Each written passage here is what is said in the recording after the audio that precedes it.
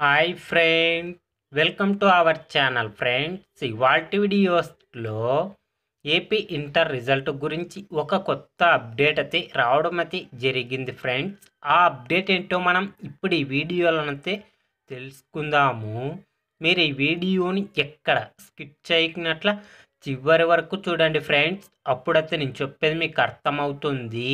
అలాగే వీడియో నచ్చితే ఒక లైక్ చేసి ఇంతవరకు మన ఛానల్ సబ్స్క్రైబ్ చేయని వాళ్ళు వెంటనే సబ్స్క్రైబ్ అయితే చేయండి ఫ్రెండ్.